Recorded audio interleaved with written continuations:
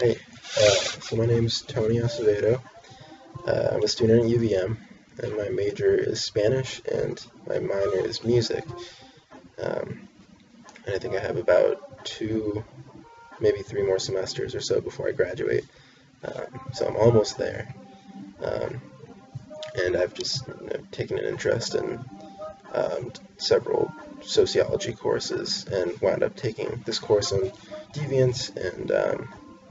obviously it's led me to watch the movie Citizenfour, which is what I'm here to talk about today. Um, Citizenfour is this documentary made by Laura Poitras. Poitras, I'm not really sure exactly how to pronounce her last name. Um, yeah, anyways, it's about her and this journalist, Glenn Greenwald, who basically have this encounter with uh, this uh, this guy named Edward Snowden, and they meet up in this hotel room in Hong Kong, and um,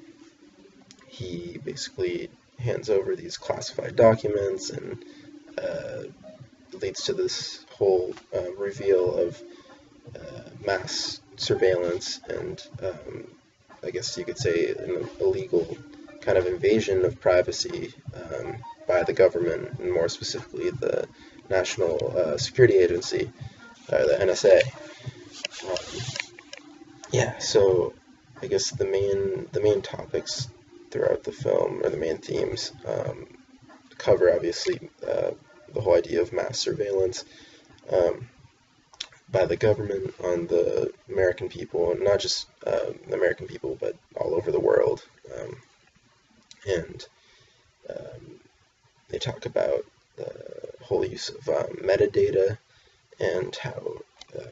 it's pretty much used to gather and make inferences on any people by using different little bits and pieces of data gathered, which allow them to connect it to other bits and pieces of data. Um, and I believe like there isn't necessarily like the specific content of it that's able to be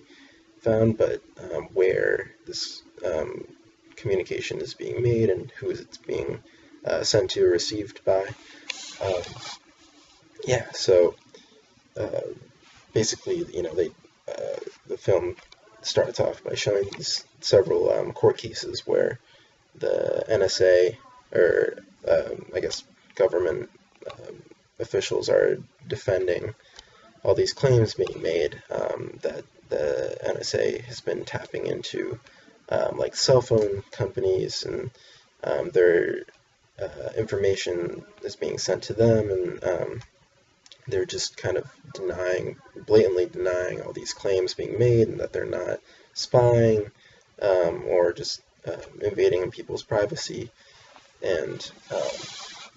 it goes from that to just kind of this shift between these communications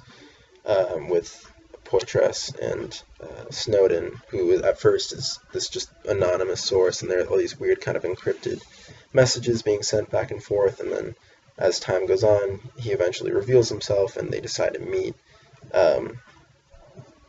in this hotel in Hong Kong,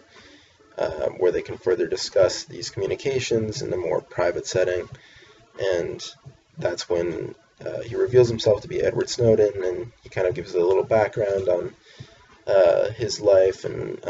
how he used to work with the NSA, and he worked with the CIA, and basically um, once he had all this information and the technology and knowledge to access all these classified documents, he found out that the government had been using several infrastructures to basically spy on people. Um, so with this knowledge, he decided to, or that he wanted to let the public know that this was happening, because he felt that it was very important to him, this whole idea that it's a right for everyone to have privacy in their lives, and knowing that the government has just been um, invading all this is just it really kind of brought this out of him and want like this I guess like fearless kind of attitude towards the government, in the sense that he was willing to do whatever it took to make sure that this information was able to get out to the public at any cost, even if it meant him getting arrested and whatever it may be. So yeah, he basically, he talks about how he talks about like what the internet used to be before there was all this the invasion of privacy, and how great it used to be, and now knowing that so much can be all these communications can be intercepted, it really just kind of limits the ability for somebody to explore, I guess, their thirst for knowledge and their that kind of freedom, I guess, to be able to access whatever it may be. And so that was just like a really important thing for him, to bring this, shed light on this, I guess you could consider, this illegal activity by the government that has been happening for a long time at this point. And so I guess like my initial reaction to the film, I was just really surprised and kind of shocked, knowing that the government has these capabilities and the type of technology to, just infiltrate at any time that they would like to, and they have these technologies which are just automatically gathering and saving and retaining all this data, which can be accessed at any time. And so it really just kind of creates this whole like unnerving sense. And as I was watching the film, I just was super captivated and felt really just kind of like uneasy and kind of on edge, knowing, or especially as Snowden was explaining all the different methods that the government's able to intercept in communication. I remember there's this one point specifically too where he was talking about how the government can tap into phones or whatever and use it to record the sound around it and record whatever conversations are happening. And I remember, like, I think right after he was explaining that, the fire alarm went off like in their hallway, and you could see there was just this instant kind of sense of like paranoia and like uneasiness between everybody in the room. And Snowden I think he like unplugged the phone or something after that. He's like, oh, we should have done that like way earlier. Which again, I just really kind of think it helps allude to this whole idea of how the government can be watching and listening to our, like, every move, which is just really, like I said, a very kind of uneasy feeling, knowing that they have this capability. So I don't think there was really anything that I didn't like about the film. It was really well directed, and I guess there may have been like a little bias between, Laura Poitras and Snowden, because they had obviously been communicating for a while, and he's kind of painted in this sort of heroic light. But even with that being said, with the bias and all that, it doesn't change or take away from the fact that they have all this concrete evidence of these classified documents. And so, just knowing that they have all this concrete proof, or showing that, the NSA has been invading people's privacy and has the capabilities and has been tapping into billions of communications happening globally. It's very, very important, I think, that the public knows that. And so my personal opinion, I'm glad that Snowden kind of had like the bravery to bring this to light,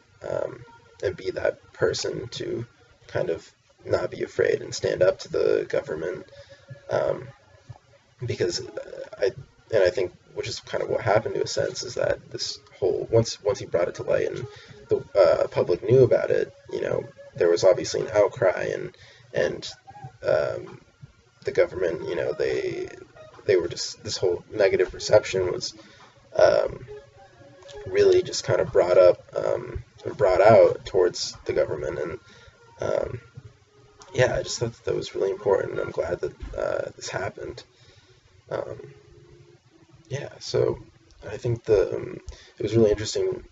too. After watching the film, it reminded me of this news article that I was reading about this new surveillance system in China where police officers and law enforcement, I guess in general, are given these glasses to it's like a form of surveillance where they have like facial recognition in them. So it's used to, keep track of the citizens, and even people coming into the country, and, to find criminals, or people using fake IDs or whatever it may be. And I just thought that was really interesting, knowing where technology is taking surveillance to in that aspect. And it was just really interesting thinking about, what may lie ahead in the future, and whether Western countries may adopt this form of surveillance and technology, and how allowing this to be in the hands of police or whatever maybe could get into the wrong hands, which would create a whole another set of problems. So yeah, it's really interesting to see that kind of connection.